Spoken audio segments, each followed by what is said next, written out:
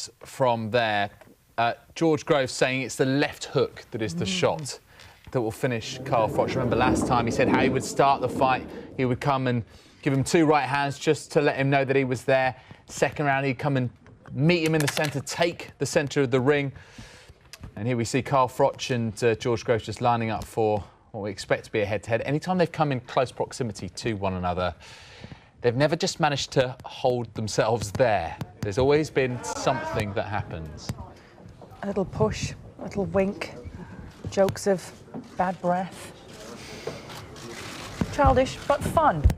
And that's exactly what we expect from a huge boxing bout such as this one. George Groves actually starting the conference there, hugely confident, saying there's 56 hours until I become world champion. I cannot wait. It's the perfect place to happen. He's having to watch Carl there, of course, adorned with his belts.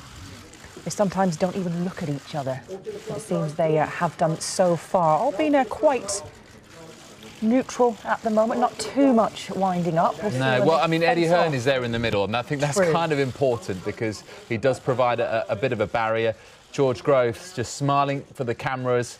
Seemed very relaxed, didn't he? In fact, both of them did, and this is what Fraser was saying earlier on when we spoke to him live at Wembley, saying when he did these interviews with George Groves and with Carl Froch over the last couple of days, that they both seem incredibly relaxed up in the build-up to what is an absolutely huge fight. And Carl Froch admitted this may well be potentially the fight that could define his career, but he said this fight won't go the distance. George Groves won't hear the final bell, and here is the real head-to-head where the eyes meet.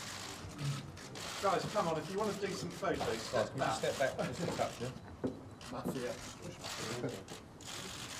Not getting as close as they have done in the past. Of course, they have been here before. Maybe they're more relaxed because they have done a pre-match press conference. They have done the weigh-ins. They have done the build-up to that very first fight, of course. So both of them knowing exactly what to expect. But do they know what to expect of the opponents in the ring? Well, George Groves, as David said there, said, you know, he's been working on the left hook, and that's the punch that is going to win me the fight. Froch replying, saying, the titles, the stage of my career, the venue, and the fact it's George, the biggest fight of my incredible career.